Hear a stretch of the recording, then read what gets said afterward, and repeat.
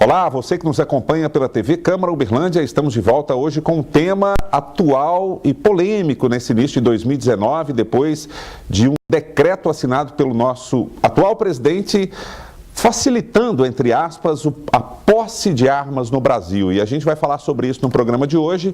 E para você que quer saber um pouco mais sobre esse assunto, é importante nos acompanhar a partir de agora. E a gente trouxe aqui convidados que têm gabarito para falar sobre o assunto. E primeiramente aqui agradecer a Luciana Ivani, que é proprietária da loja Maré Mansa, em Uberlândia. É a única loja especializada em venda de armas e vai poder contribuir com a gente aqui um pouquinho sobre essa questão de facilidades ou não para adquirir uma arma, enfim. A gente agradece muito a sua presença aqui, Luciane. Muito obrigado. Obrigada eu. Espero poder contribuir. Com certeza. Bom, a gente trouxe aqui também o coronel da 9ª Região da Polícia Militar aqui de Uberlândia, da região, na verdade, né? A 9ª Região, que é o coronel Cláudio Vitor. Não é a primeira vez com a gente, espero que não seja a última, coronel sempre contribuindo conosco aqui e tem um ponto de vista importante, né, da Polícia Militar em relação a esse assunto. E eu queria muito agradecer a sua presença aqui, coronel. Muito obrigado. Com certeza, estamos à disposição e esperamos que tenhamos aqui um debate bem profícuo. Com certeza. Bom, e a gente sabe que no Brasil a entidade, vamos dizer assim, que é responsável pela liberação de posse, de porte de armas é a Polícia Federal, e a gente tem o prazer, a honra de receber aqui hoje o Dr. Carlos D'Angelo, que é delegado-chefe da Polícia Federal em Uberlândia e vai poder contribuir muito aqui. Doutor, muito obrigado pela sua presença, tá? Nós agradecemos a oportunidade de mais uma vez esclarecer e prestar conta do nosso trabalho à população. Bom, e o Câmara Debate, TV Câmara, a gente sempre tem a presença de um ou dois vereadores parlamentares aqui, trazendo o ponto de vista do poder público municipal, e hoje a gente conta com a presença do vereador Felipe Phelps. Mais uma vez, muito obrigado pela presença aqui, vereador. Eu que agradeço, Fernando, é sempre um prazer, né, estar aqui no Câmara Debate, podendo trazer, né, contribuir com a informação para a população e poder ajudar ainda mais numa composição aqui com pessoas tão importantes que podem contribuir nesse processo, né, de esclarecer essa questão do armamento para todo mundo. Bom, a gente sabe que existem situações que as pessoas estão achando que está muito fácil, né, a partir de agora, mesmo antes das eleições, né, já pensando, não, agora eu vou poder comprar uma arma, vou poder ter uma arma, como se isso fosse uma vantagem enorme também, né? Acredito que não é. E o presidente, ele disse ainda que vai ter uma flexibilização maior ainda, caso uma medida provisória seja ainda aprovada pelo Congresso, enfim. Mas a gente queria começar pelas damas aqui, com a Luciane. Tem muita gente indo na loja para comprar arma, assim, eu vim comprar uma arma achando que é fácil. Não, hoje nós temos uma necessidade de informação, né, que a população tem buscado. E aí eles vão até a loja, ligam para querendo saber como que é comprar uma arma. Porque a arma é um mito, né? Vamos falar assim. E a arma é inacessível. Não, a arma sempre foi acessível, lógico. Precisamos da autorização da Polícia Federal para comprar uma arma, né? Então, assim, os requisitos para comprar arma permanecem os mesmos. Você precisa ter os antecedentes, você tem um treinamento de tiro, um treinamento psicológico, né? Juntamos toda a documentação, protocolamos na Federal. Hoje a gente tem a análise, né, doutor? Que é o que hoje, futuramente, o decreto vai extinguir. A justificativa para que eu necessito dessa arma, né? Então, o que está mudando, na verdade, é isso, tá certo, doutor? O resto não, o resto permanece, tudo a mesma coisa, né? Mudamos também o tempo de validade do registro. Então, assim, hoje as pessoas têm um equívoco. É muito fácil comprar uma arma? Não. A gente tem a necessidade de ter uma arma para segurança em casa? Eu defendo essa hipótese. Conversando com o coronel também, e assim, eu acredito que todo cidadão de bem deve ter essa necessidade, porque, infelizmente, nós estamos hoje à mercê de pessoas de má fé, né? Eu defendo essa ideia. Agora, é fácil? Não, precisamos da autorização da Federal, vamos continuar precisando, né? Mas quem busca isso hoje são pessoas de boa fé. Não temos, no caso, eu mexo com isso, eu estou no setor há 27 anos, eu nunca vendi uma arma que fosse legalizada, que ela estivesse no crime. Entendeu? Então, o que a gente tem que buscar hoje, eu acredito que é isso mesmo. Vamos legalizar armas no país? Vamos. temos controle de toda arma legalizada que tem. Hoje a Polícia Militar tem um controle, Federal tem um controle, e uma arma legalizada é munição legalizada. É uma cadeia, né? Certo. Então, eu acredito que é por aí. Tá. Doutor Carlos, há uma diferença muito grande de posse e porte, né? O pessoal às vezes está confundindo aí, questão de que, tendo uma posse, ele pode sair por aí com a arma no carro e na cintura, né? Vamos dizer assim. Não é a mesma coisa, né? Justamente. Aqui pensamos ser oportuno, primeiro, um esclarecimento, até de cunho de um resgate histórico do que se passou no Brasil. Independentemente de questões ideológicas, de questões partidárias, o fato é que no início do governo Lula, em 2003, entendeu-se por oportuno, por questões políticas, que o uso de arma de fogo no Brasil seria proibido, a venda e a munição.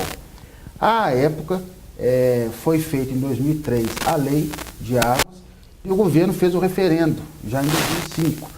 Acreditava-se, então, o governo à época e os seus assessores, que a população brasileira iria às urnas para dizer que não queria armas no Brasil. Quem se recorda dessas campanhas à época vai se lembrar de que era grande a mídia pela proibição de armas, né? Mas o fato é que o povo foi às urnas e disse, não, nós queremos armas no Brasil sim. E naquele momento, talvez em choque, o governo não esperava o resultado. Sabidamente, o ministro Márcio Tomás Bastos, o governo Lula e vários artistas, etc., não acreditavam que esse fosse o resultado. E, ao meu ver, contra o resultado das urnas, criaram um normativo que diz assim, a população brasileira, você quer armas, mas não é bem assim não. Grosso modo, já foram contra a vontade popular nesse momento. E criaram uma série de restrições à aquisição de armas que transformou-se quase impossível tão oneroso, tão trabalhoso, tão burocrático. Isso, ao nosso juízo, já foi contra a vontade popular. Nós estamos nos em 2005. Pelo decreto, à época, pela série de restrições que se colocou para a aquisição de armas de fogo, a Polícia Federal ficou responsável por aquilo que eu particularmente, eu não falo em nome da instituição, falo particularmente, ficou com uma situação jurídica descabida. Por quê? O cidadão, pretendendo adquirir uma arma de fogo, passava por todas as regras objetivas, qual seja a idade, a inexistência de antecedentes criminais, o emprego, a residência fixa, etc, etc, etc. E ao final ele dizia, posso comprar uma arma, senhor delegado? E eu virava para o cidadão e falava, eu acho que você não precisa. Quem sou eu para dizer se ele precisa ou não? Isso criou para a Polícia Federal uma responsabilidade que eu costumo comparar ao examinador de trânsito. Feito o exame, tudo correto, o cidadão, afinal, passei, o motorista vira e fala, você passou, mas eu acho que você não precisa, tem ônibus, tem Uber, tem táxi, você não precisa dirigir. Isso para nós criou uma situação, e aqui eu falo em nome próprio, que a Polícia Federal à época não se manifestou, agora não se manifestará, simplesmente cumpre-se a lei. O que agora tirou a grande novidade do novo decreto presidencial é que esse juízo da autoridade policial local, no caso aqui de Uberlândia, era minha a responsabilidade, enquanto chefe de 60 municípios, como que eu vou saber se o cidadão está falando a verdade ou não? O cidadão vem lá de Paracatu, vem de Unai, o cidadão vem lá de Patos de Minas, ou aqui mesmo de Uberlândia. Eu vou aferir como se ele precisa ou não. Aquela questão da efetiva necessidade. Efetiva necessidade. Tá. O que hoje vê-se superado é essa tese. Efetiva necessidade. Se o cidadão falou que precisa, é porque ele precisa. E vamos resgatar a origem do referendo. Lá atrás, a população falou, eu quero armas. Independentemente da sua bandeira ideológica, da sua crença, se isso vai funcionar ou não, nós estamos discutindo o aspecto jurídico. Certo. Então, se o cidadão falou, eu quero armas, deixe o cidadão adquirir armas. Se está havendo problema de segurança, está que o Estado invista em segurança, ele tem que integrar isso. Mas, pela primeira vez na República, o cidadão vem no referendo, fala que quer, e o governo faz uma norma dizendo que quer, mas não é bem assim não. Então, isso criou para a gente um grande embaraço.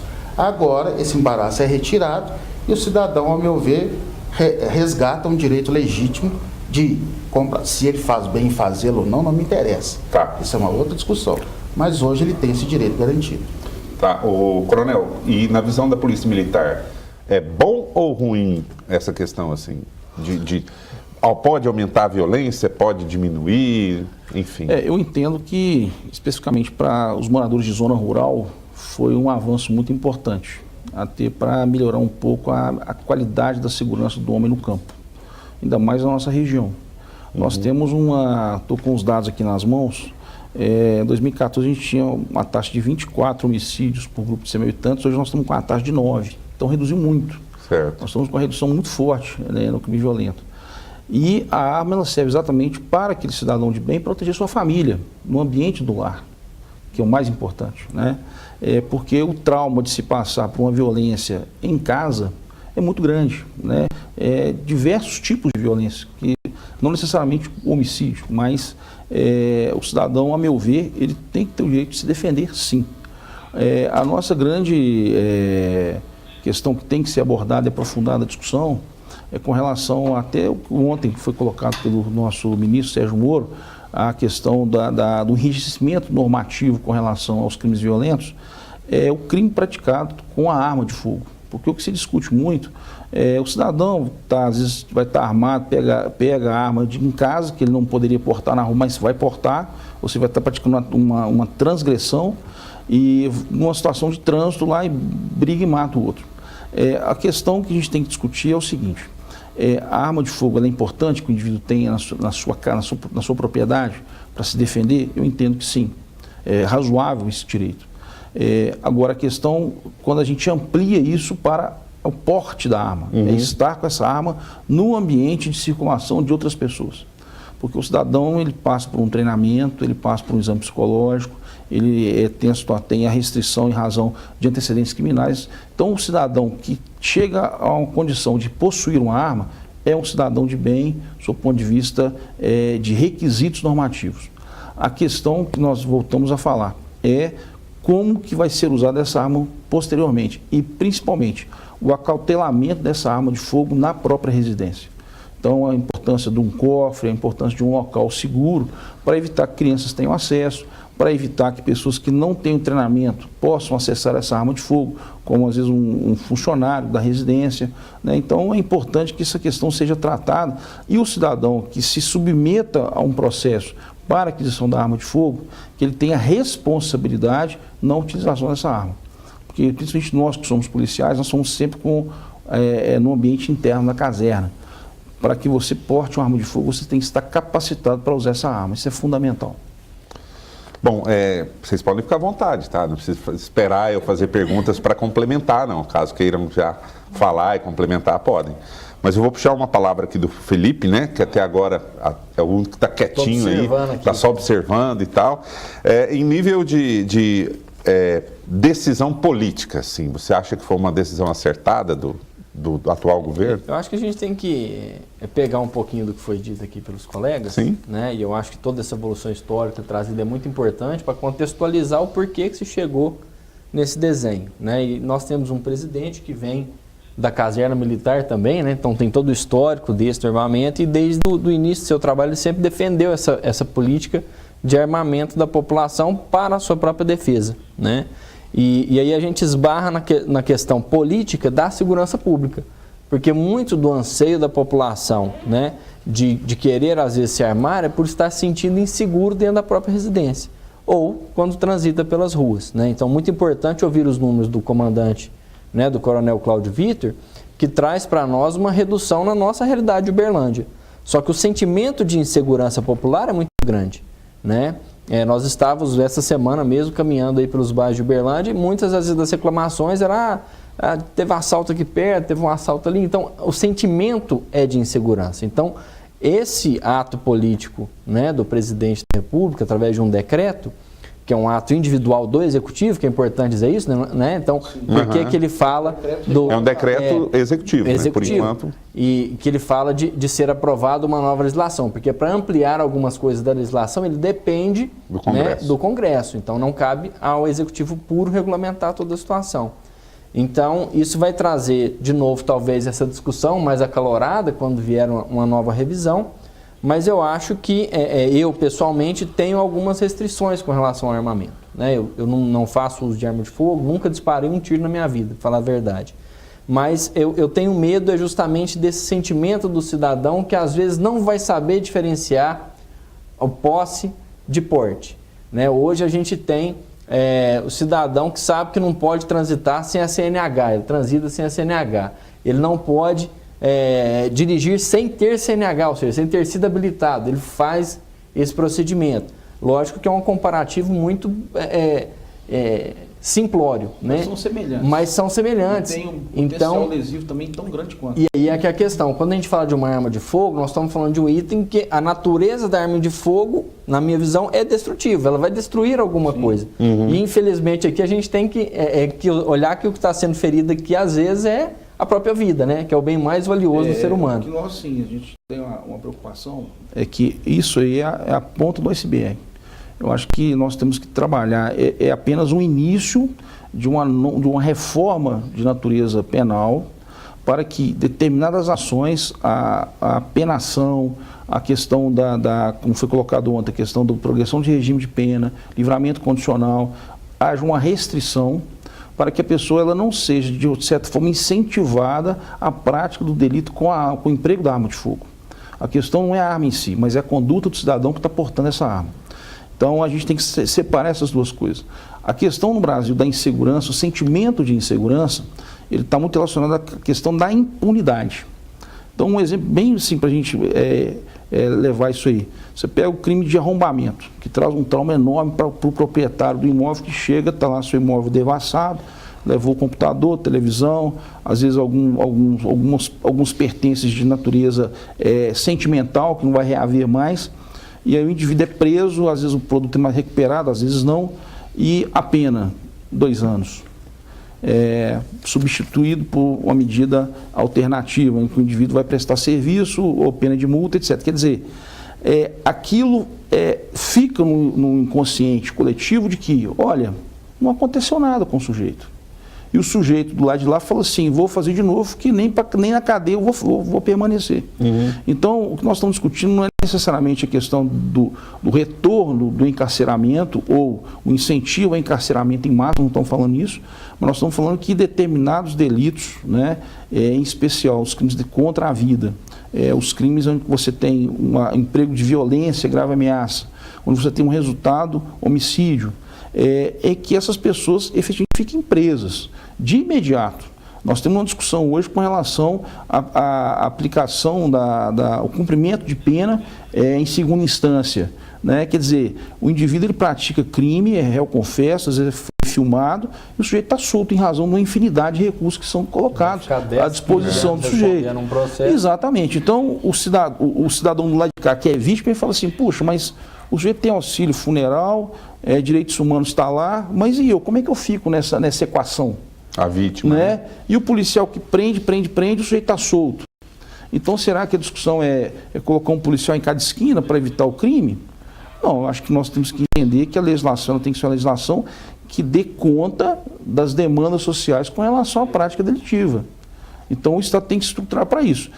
Vejo com bons olhos essa questão, porque eu falava lá nos bastidores, né, a nossa experiência profissional, que o marginal trabalha com 0% de risco. E o policial não, o policial trabalha com risco, o marginal não trabalha com risco. Se ele souber que ele tem uma possibilidade mínima de reação, ele não vai.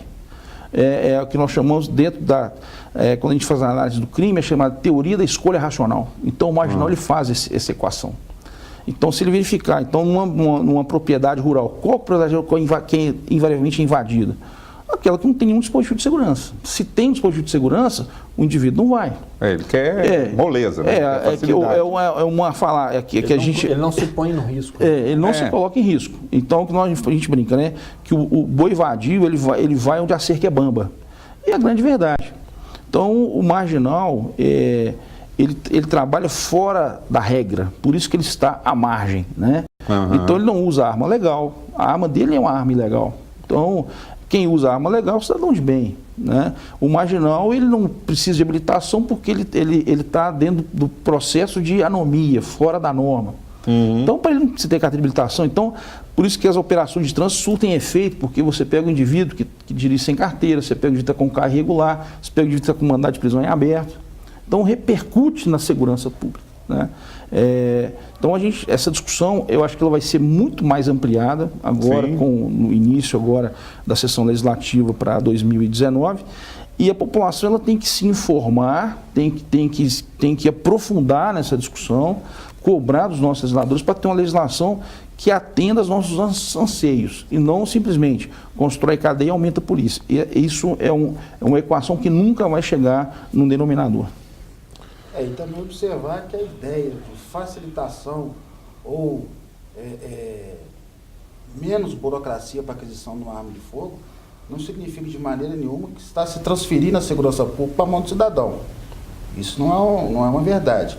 Eu vejo no aspecto, toda discussão filosófica, jurídica, sociológica, histórica, mas no aspecto jurídico é o seguinte: você está num Estado democrático e a regra é liberdade de opção. O governo que tenta amarrar tudo e todos a todo tempo, isso não é democracia. Então você pode até não concordar com o uso de arma, mas se o cidadão quer, e aquilo ali, em princípio, não é um ato lesivo a ninguém, ele quer ter, ainda que por deleite dele, eu gosto, eu quero dormir com uma arma debaixo do travesseiro, eu acho bonito, eu gosto, qualquer que seja o fetiche do sujeito, e antes ele não podia ter isso. É lógico que arma de fogo, muitos não concordam com essa expressão, é uma expressão muito forte, mas arma de fogo ela tem uma única utilidade: matar. A arma de fogo serve para matar. A arma de fogo não é um adorno, a arma de fogo não é para inibir crime, grosso modo. Você inibe porque ela tem o potencial de matar.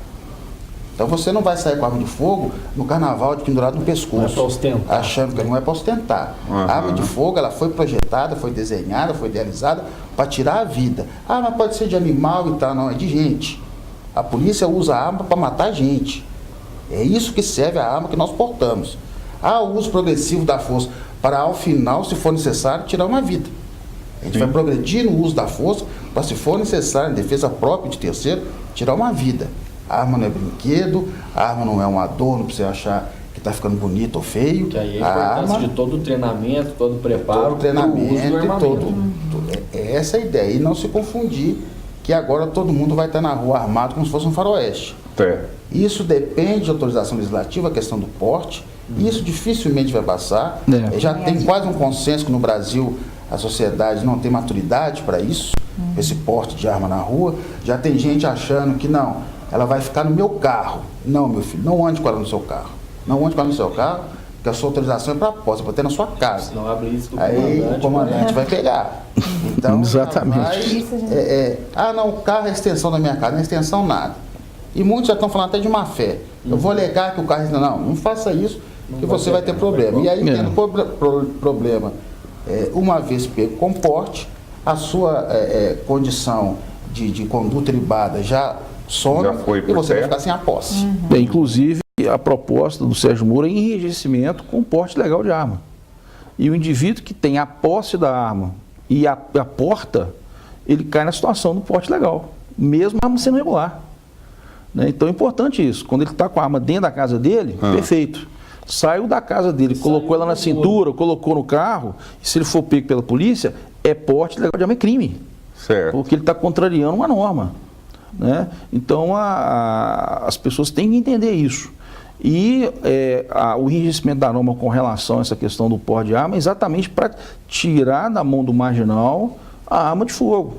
E que ele não tenha nenhum benefício, porque a gente está assistindo atualmente a situação do indivíduo que é preso com fuzil, vários calibres, munição, touca ninja, explosivo, e vem Sua Excelência o Ministro do Supremo e fala assim: não apresenta risco para a sociedade. Quer dizer, isso é cuspir na cara de todo cidadão brasileiro. Então essas questões, a legislação fechando... Fala dessa graduação, E há mecanismos de punibilidade mais eficientes, e que avaliem toda essa questão. O cidadão foi pego com uma arma, o cidadão foi pego com um fuzil, o cidadão foi pego com... Não teve com o aparato Rio, teve uma todo bazuca, lá. Não foi? O que está acontecendo é isso. O cidadão ele fala assim: mas o sujeito é preso com um fuzil e está solto? Que país que é esse? Onde é que a gente está? Ele não está com boas intenções, né? Não, com esse não, fuzil como dele. que um magistrado decide pela liberação do indivíduo, né, a colocar a tornozeleira no camarada que é preso com fuzil, com explosivo, etc. Toca ninja. Quer dizer, são situações que não entram na cabeça de ninguém. Né? Dentro do padrão mediano de entendimento de um cidadão sobre certo e errado, isso é um insulto à sociedade brasileira. Então, quando nós colocamos uma questão normativa e fechamos essas portas, né, caso haja algum desvio nesse sentido, aí nós vamos caminhar para os mecanismos correcionais das instituições. O enrijecimento da norma é com essa finalidade. Vamos separar o joio do trigo. A questão do encarceramento, que pode acontecer e deve aumentar, de fato. Agora, quem faz opção pelo crime é o infrator. Então, esse indivíduo, embora eu não entenda que ele tenha que ir para a masmorra, mas o desconforto de uma cadeia é uma questão que ele mesmo está se impondo. Né? Se ele não quiser o desconforto de um encarceramento, não pratique crime.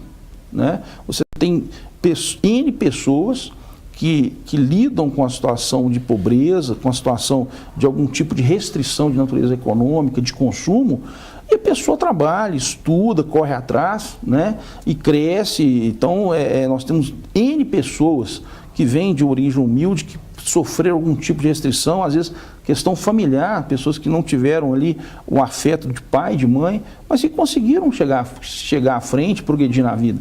Então, o crime, efetivamente, ele não é uma situação de vitimização no marginal, é uma opção que ele fez. Né? Ele faz essa opção. Ele é consciente do que está fazendo. É consciente. Me permita, nós temos também o mais grave de todos os crimes, que ao meu ver não é o homicídio, é a corrupção, que mata milhões. Sim. Esse não precisa de arma, precisa de mata gravata, na porta caneta. do hospital, mata. E esses aí sempre tiveram boa vida, ocupam, perdoe o vereador, mas ocupam parlamentos, câmaras, assembleias, palácios, tribunais, polícia, né? Então, a arma por si só não vai resolver problema algum. Eu penso que também não vai aumentar problema nenhum. A arma, nós precisamos no Brasil, é de renda e emprego. Tendo isso, todo estudo criminológico no mundo aponta isso. Tendo boas condições de distribuição de renda, você vai automaticamente reduzir a criminalidade. E achar que o criminoso perigoso é só o que porta fuzil, o governador do Rio queria autorizar que abatesse o indivíduo com fuzil, né?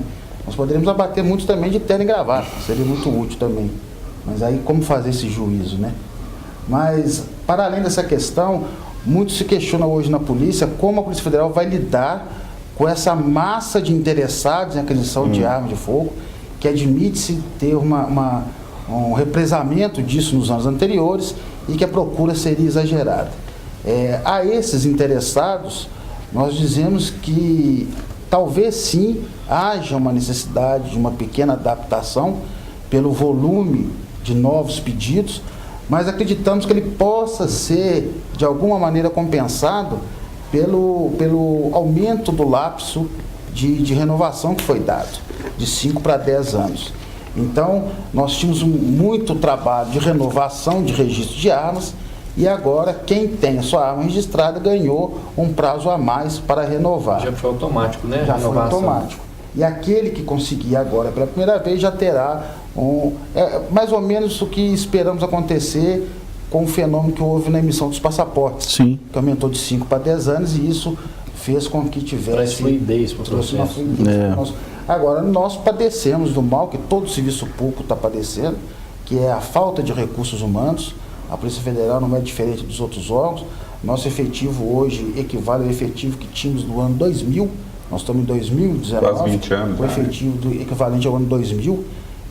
Dizemos que aqui em Uberlândia, em particular, já fomos 12 delegados na unidade, hoje somos 6. Já fomos mais de 40 agentes, hoje somos 20 e poucos. Mas que os bandidos não se animem, não. Esse número está suficiente para a gente fazer um bom trabalho. É a qualidade, nós né? Estamos encolhendo que nós vamos deixar de pegá-los, não. Mas, de qualquer forma, aumenta a nossa atribuição nessa área de armas, mas nós, na medida do possível, vamos atender com reforços e tal, até porque acreditamos que vai ser uma onda. Daqui a alguns meses, ou mais tardar um ano, a coisa volte ao normal e a gente possa entender. E o grande gargalo nosso era, sem dúvida nenhuma, a análise dessa malfadada expressão da necessidade isso que eu ia perguntar, casa a casa. Hoje o indivíduo, prestando todas as condições critérios objetivos, né? Tirando essa análise que era subjetiva, né? Tirando a subjetividade da análise, hoje ele preenchendo os requisitos, a autorização acaba ficando automática. Vai ser automático. Mediante, porque lógico que ele preenche um termo, né, de compromisso e responsabilidade, tem uma documentação que ele tem que preencher. Como o exemplo que usamos da carteira de habilitação, né? O indivíduo passando por todas as etapas necessárias. Automaticamente tem a validação. E agora, nós tivemos um fenômeno muito peculiar aqui em Uberlândia, que o que ocorria? Aqui havia uma demanda grande, talvez uma das maiores demandas nas 7 delegacias de Minas Gerais, em busca da arma de fogo. E o nosso entendimento aqui sempre foi mais no sentido do a favor da aquisição. A nossa presunção é de deferimento. Justamente por acreditarmos, já que nos deram essa incumbência era minha, eu tinha convicção de que houve todo um equívoco lá atrás e veio para cá. Eu insisto, eu não sei se arma é bom ou ruim na mão do povo, não faço essa análise jurídica aqui. O cidadão quer que compre, não sou eu que vou dizer que não. Agora, havia casos aberrantes, mas, em regra, a gente deferia. O que começou a acontecer? Pessoas de má fé, vindo de outras regiões, diziam morar nas nossas circunscrição, porque lá em Uberlândia o delegado é bonzinho, ele dá arma. Lá libera. E aí a gente começou a pegar uma série de falsidade de documentos. E o decreto agora é claro, o sujeito falsificando documento, já era crime, mas agora vai ficar a situação mais gravosa para ele. Ele vai colocar ali a declaração de necessidade. Vai dizer o porquê, onde que ele mora, tal. Se ele mentir, vai responder pelo crime de falsidade ideológica ou de documento falso, né? Mas até isso nós observamos. Então, pessoas vindo de outras regiões falavam, vamos lá em Uberlândia, através de despachantes, etc. Nós identificamos algumas dessas pessoas, elas respondem processo criminal por causa disso, mas nós temos essa preocupação. E agora acreditamos que esse tipo de coisa não vai fazer mais sentido. Então, tem surgido algumas dúvidas, assim, de várias pessoas que procuram a gente lá na loja, telefone. O registro. O decreto é 15/1/2019. Meu registro venceu 14/1/2019. Ele vai ser prorrogado? Vai ser prorrogado conforme está escrito no decreto. Mas ele é um dia antes do decreto. A partir do dia do decreto, quem venceu até lá está prorrogado automaticamente. Então você venceu um dia antes dele entrar em vigor. Então você tem mais 5 anos para continuar com essa arma. Então ele vale, o decreto vale retroativo a 5 anos. Vale retroativo, assim, se você... Não é a partir do dia 15 quem de janeiro. Vamos tirar a diferença. Por exemplo, quem venceu em novembro a autorização dele, está renovada por mais 5 anos a autorização?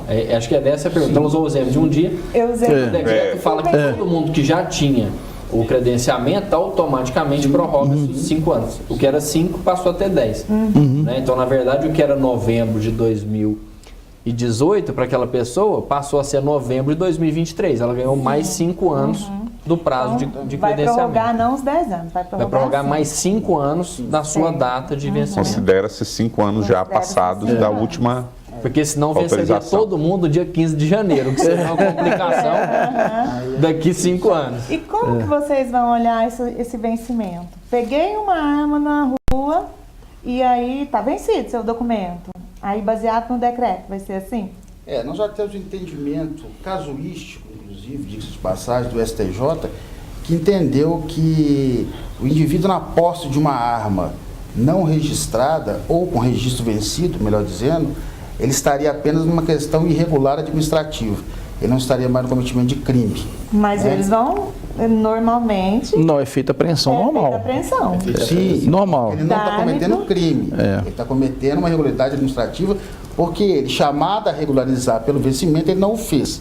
Então, a Polícia Federal, ela quem controla o SINAR, ela tem todo esse registro, ela vai fazer essa aferição. Apreender uma arma de fogo na casa do indivíduo, apresentar à Polícia Federal, ver se tem o prazo prorrogado, o cidadão está regular, ele vai continuar com a sua arma. Hoje a gente pode adquirir 4 armas. Sim. Antigamente, poderíamos adquirir 6 armas, né? 2 curtas, raiadas, 2 longas lisas, 2 longas raiadas. Isso para Isso colecionador, não, né? para qualquer civil, um. normal. Civil, é. Pessoa. Hoje nós podemos 4. Mas temos praticado que não seria endereços, por exemplo, 4 armas para minha casa. Vai ser 4 armas para o mesmo endereço? Tenho que ter endereços separados? Como que vai ser Não, isso? vão ser 4 armas, independentemente do endereço do sujeito. Independentemente, não. Ele vai mostrar aonde ele reside. Minha residência. É porque residência e domicílio em tese você tem só um. Não, mas a gente pode, por exemplo, eu tenho clientes que têm, suponhamos, 3 fazendas. Aí era definido, né? Uma arma para cada fazenda. Uma para cada. Né? No nome dele, no CPF dele, é que ele tem que ter 4. 4. Aonde ele vai distribuir? Ele vai vincular, né? Ele vai vincular. Porque antes não estava definido. O que se tem é que esse limite de 4 pode ser extrapolado se houver efetiva necessidade. Aham, sim. O texto mantém nesse aspecto. Aí vem a questão Aí da a polícia tem que avaliar se tem efetivo. Justificativo. Mas Vai que ele tem independe, 6 fazendas, ele quer ter uma em cada um. Ele quer Aí armar vai 6 ter. fazendas. Exatamente. mas independe do calibre. Por exemplo, eu posso hoje adquirir 4 pistolas. Pode. Não tem problema. Não. Ela não tirou aquela configuração. É bom a Luciana aqui, porque na loja, todo porque dia ela são vê essas situações, dúvidas né? que Isso as que a gente pessoas já tira a têm dúvida com aqui. a gente. É o prático do dia a E dia, assim, né? É, A gente, infelizmente, olhando o decreto, é algo que fica bem Tá bem- sutil, tá bem... tá vago, né? Tá Vamos dizer vago. assim. Aí a gente A Polícia fica assim, Federal já agora. está providenciando no próprio site da instituição um link com essas perguntas mais comuns e respostas. Certo. Então o cidadão pode, antes de azucrinar na loja, procurar a internet, Não, pode. onde ele vai Se mexer a gente não bastante tem resposta. e tirar suas dúvidas. E também Não é a Polícia hábito, Federal né? Não tem está à disposição para tirar essas Espera aí. dúvidas. Esses dias eu falei, espera, nós vamos ter uma reunião, daqui uns dias eu falo tudo para vocês.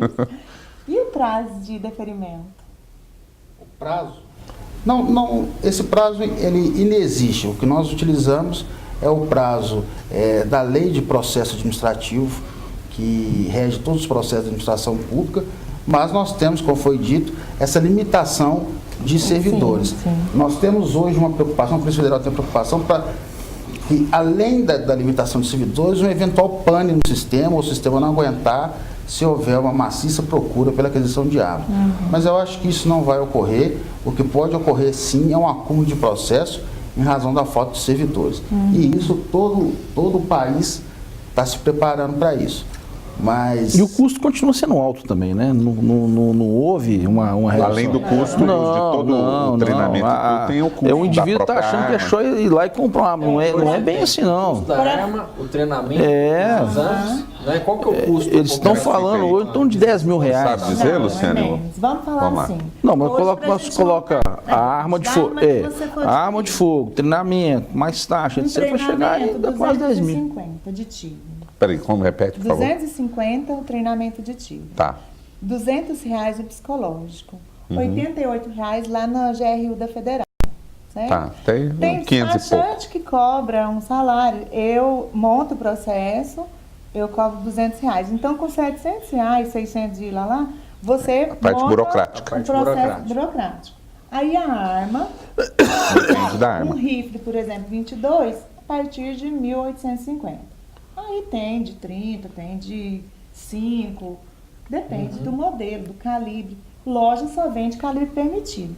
Restrito, aí já entra em CAC, CR, que hoje está muito procurado também, devido aos caçadores e os atiradores, que é uma opção muito boa para a população. Hoje nós temos atiradores, temos aqui na região 3 clubes de tiro, 2 em Araguari e 1 em Uberlândia, e está montando outro também aqui.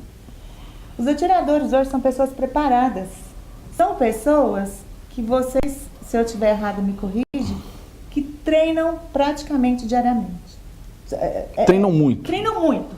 E são Entendeu? pessoas, às São vezes, vinculadas a pessoas. instituições que têm porte. Sim, né? mas muitas É vezes policial são militar, é agente não, penitenciário são- também, né? São profissionais liberais mesmo. Sim. Que gostam, tem Ah, o tiro tá. como esporte. Certo, São certo. pessoas que vão no exército, tiram um CER, que é um certificado de registro para ser atirador ou caçador, e aí tem possibilidade de transportar a arma até o local onde vai treinar. Porque a federal, a arma de posse, são armas de endereço fixo. Você não pode transportar uma arma da federal. Agora vai ter guia de tráfico duas vezes ao ano, né, doutor?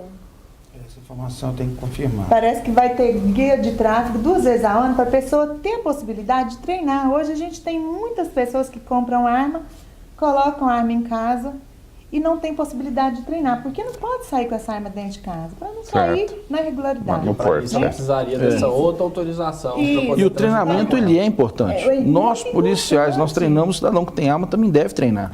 Sim. Manutenir a arma, não adianta pegar uma arma e colocar ela num local úmido lá, que vai enferrujar, vai travar, a munição também perde validade.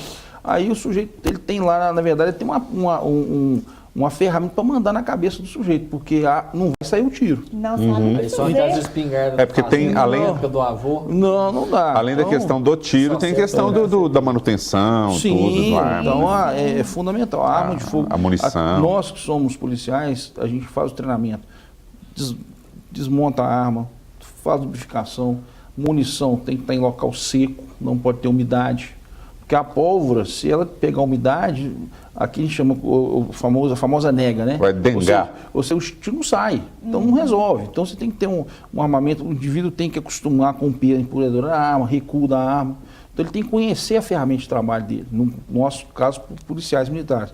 Mas o cidadão comum, que tem a arma como defesa, se é um instrumento de defesa, ele tem que conhecer aquele instrumento, aquela ferramenta.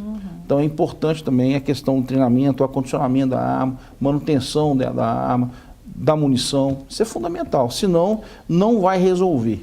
Não é Mas tão simples assim. Eu achei super importante essa guia de trânsito que vai abrir uma brechinha na lei. Aham. Desde que eu pedi uma guia agora, daqui 180 dias eu posso pedir outra, 2 ao ano, né? Já facilita muito, porque quem quer treinar também, munição é 50 ao ano, que é algo que deveria ser analisado, porque eu tenho uma arma, preciso treinar 50 munições, como que eu treino com 50 munições, né? É pouco. É difícil.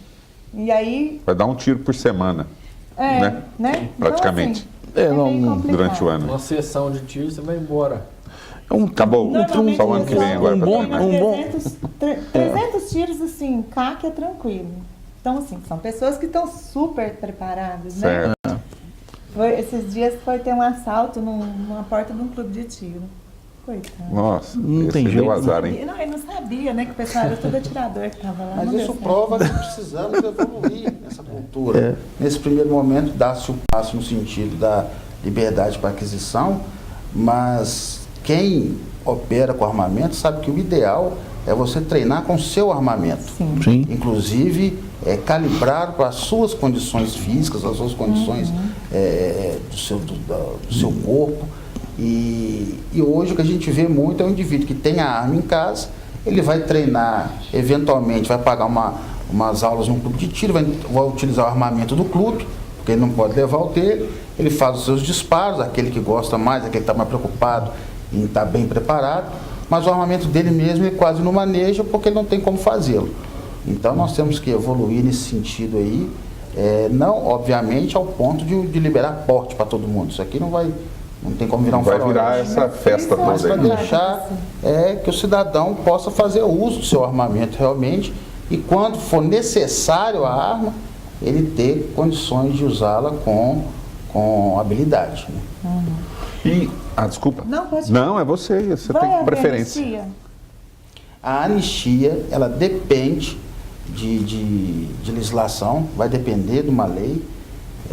Nesse aspecto aí, já tratando de segurança pública, nós percebemos como algo temerário, até mesmo um anúncio de anistia, uma coisa muito, talvez, bastante peculiar no Brasil, né? Vai anistiar, e todo mundo vai comprar arma irregular esperando a anistia. Isso aí parece-me um contrassenso no aspecto da segurança pública. Já tem gente ensaiando a aquisição de arma, porque aí eu vou ter anistia. Então, esse ponto específico da anistia, eu penso que ele vai ser muito discutido. Nem deve ter, É né? provável que não passe. Eu Não seria é. a favor da anistia para as armas que foram adquiridas antes de 2009, que foram registradas lá na Polícia Civil, né? E não foram recadastradas. Poderia Que ser foram um caso. armas que foram compradas legalmente e na época, acho que poucas pessoas tiveram informação do que era uma anistia. Na verdade, nem nós, lojistas, não sabíamos por que ia ter anistia, né? A anistia ela consistiu, à época do decreto, na possibilidade do indivíduo entregar seu armamento, levar o armamento até a Polícia Federal, e independentemente da origem, ele comprovar a origem ou não, ele poderia registrá-la, regularizá-la ou entregá-la na campanha do desarmamento. Que também a pessoa chegava lá, levava uma arma, entregava na campanha do desarmamento, falava: que arma é essa? Ah, ela é do traficante João e tal, você está preso. Seria um contrassenso. Então você entregava a arma, não queria saber a origem dela. Mas aí então você tem como regrar, você pode regrar. Essa sua sugestão, ela deve estar sendo analisada, que aí faria um pouco mais de sentido. Agora, sabidamente, a Polícia Federal acompanhou procissão de gente indo ao Paraguai para comprar arma à época. Porque comprava arma no Paraguai, vinha para o Brasil e chegava aqui até anistia. Você assinava uma declaração que você era responsável por aquilo. Sim, mas não Sim, mas você acabava estimulando uma forma irregular dessa regularização. Não, porque muita gente Mas até hoje a pessoa faz isso. Sim. Muito fácil, né? Muita gente não participou da anistia porque não tinha conhecimento. O que era realmente? Aí o que aconteceu? Comprou arma legalizada e hoje está com arma ilegal. Às vezes chega lá na loja para comprar munição. Aí eu falo: senhor, esse documento não vale mais. Como assim não vale? Não, porque 2009 para frente teve anistia. Aí você vai explicar. Tem pessoas que entendem, tem pessoas que falam: que absurdo. Né? E assim, não tinha conhecimento e não legalizou. E perdeu. Quer dizer, acha que está legalizado e não está, né? Está, na verdade, com uma posse legal de arma. Sim. E a importância da informação, igual nós estamos fazendo aqui. Aqui a gente está prestando serviço aí. Precisa cada vez mais, porque nós vivemos num país onde ninguém pode alegar não conhecer a lei, não é isso? Exatamente. Então nós somos obrigados a conhecer a nossa regulamentação. Então, se eu quero ter um armamento, eu preciso me inteirar de toda a situação, inclusive o desdobramento depois que eu compro esse armamento, né? Porque tem isso também. Hoje, a legislação fala uma coisa, a partir de amanhã pode ser outro mecanismo de atualização, de regularização, de compra de munições, etc. Então, essa atualização é sempre importante para a população. Então, parabenizando aqui até nesse sentido da iniciativa. informação, que se procure sites oficiais, que se procure não esses grupos de divulgação em massa de mensagens ou essas redes sociais. Sim, não. muito fake Está vindo news por aí, muita né? besteira. Exato. Tem São falsas as pessoas acreditando que já pode dar tiro até na rua, que não tem mais crime. Pois é. Distorcer a Que informação na é zona muito rural fácil, né? está liberado, que vai ter até fuzil na zona rural. Já vi muitos comentários dessa natureza. Não é nada disso, é como ela colocou aqui muito bem. A aquisição de arma de fogo continua sendo uma coisa complexa no Brasil. Não vai se vender arma em farmácia, supermercado. Camelô, Não vai ter arma. Não. sem registro, Não, os requisitos continuam, né? Na verdade, foram Mas eu acho que nós regulamentados, que comércio, mas... nem vocês, nós não temos essa pretensão. É igual eu sempre falo para os meus clientes e falo para as pessoas do meu convívio. Eu sou uma cidadã também, né? Então, eu não quero uma arma em mão de bandido. Eu não quero que prolifere um negócio que qualquer um tem. Não, eu também vou ser vítima. Né? Sim. Então, o que nós queremos hoje? Que eu acho que todo mundo que busca uma arma, direito à defesa dentro da minha casa. Eu sou mulher, eu não dou conta de pular muro, eu não dou conta de correr, eu não dou conta de brigar.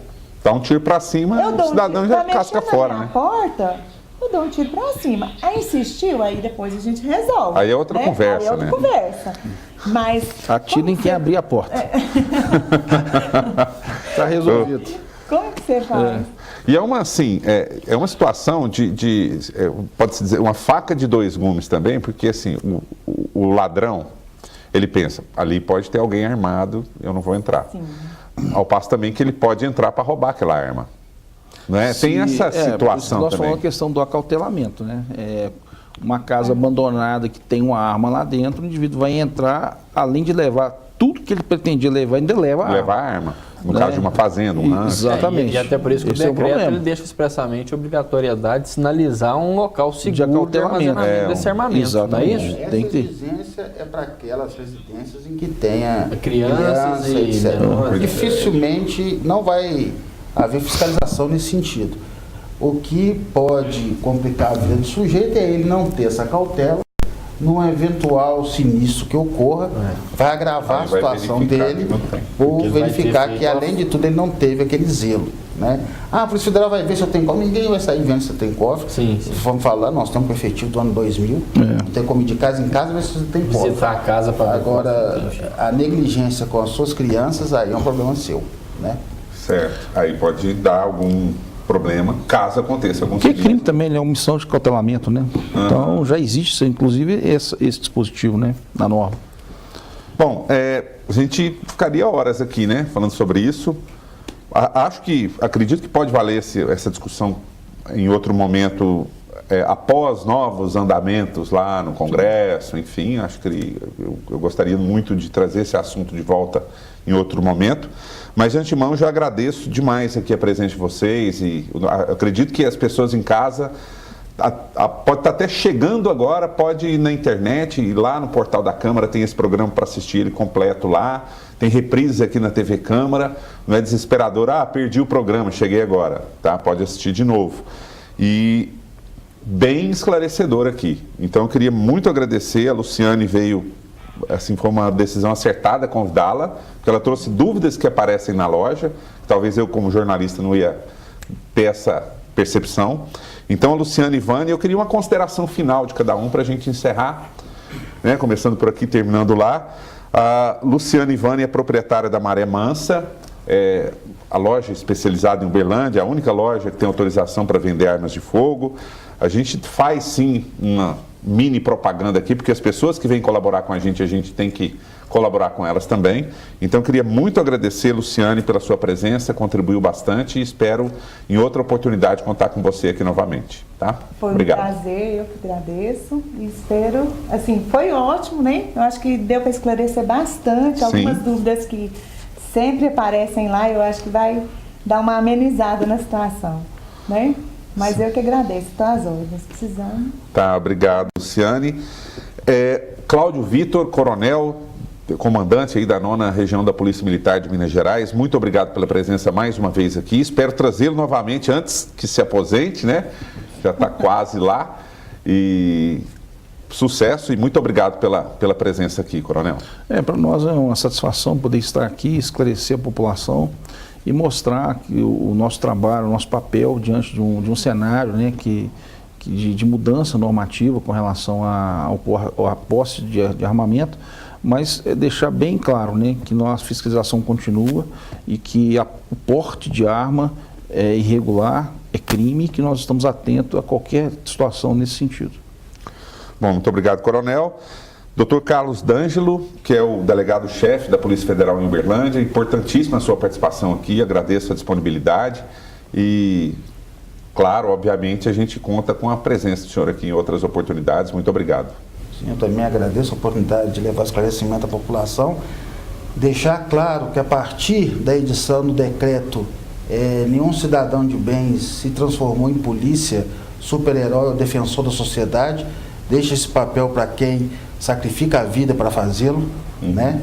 Você passa a ter o direito reconhecido de fazer a defesa sua, do seu patrimônio, da sua família, contra atos de agressão. Então, a arma de fogo que porventura você venha adquirir ou que você já tenha, ela continua tendo esse único propósito, fazer a sua defesa pessoal. Segurança pública, quem faz é a polícia. Deixa isso para quem está habilitado a fazê-lo e para quem dedica a sua vida a fazê-lo. Agora, a Polícia Federal está aberta para tirar essas dúvidas e consulte o site da Polícia Federal, que lá tem bastante informação também. Tá, muito obrigado então, Carlos D'Angelo. E o Felipe Phelps, vereador, muito obrigado pela sua presença mais uma vez. Estará aqui em outras discussões e contribuiu bastante aí, Felipe. Não, muito obrigado. Tá? Obrigado, Fernando. Obrigado aos colegas aqui que participaram do debate conosco, né?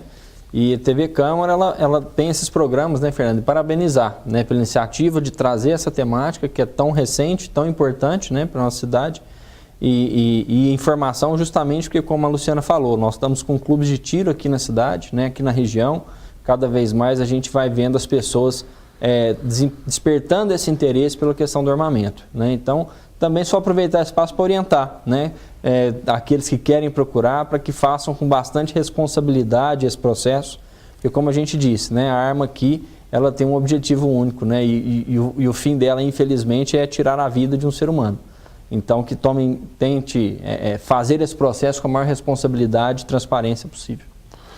Bom, e acho que cabe um adendo aqui, coronel, sempre dizer que reagir com arma ou sem, jamais, né? Reagir não é a melhor saída. Se o indivíduo estiver capacitado para o uso da arma, o que eu falo com relação à arma de fogo? Se você for surpreendido, não tem como reagir.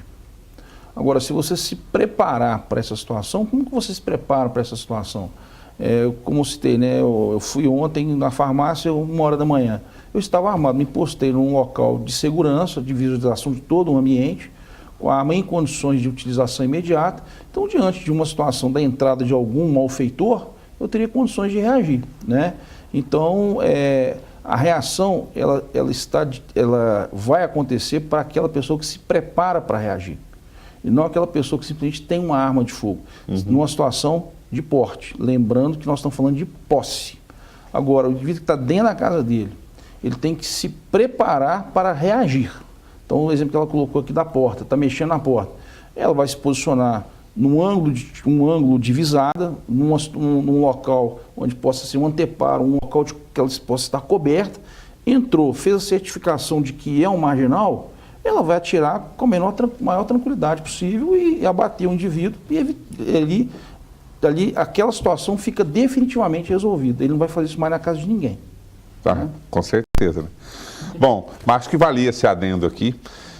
Então, para você que nos acompanhou também, muito obrigado pela sua audiência e a gente volta num próximo Câmara Debate com outro tema importante aí para a sociedade de Uberlândia e do Brasil como um todo. Até lá.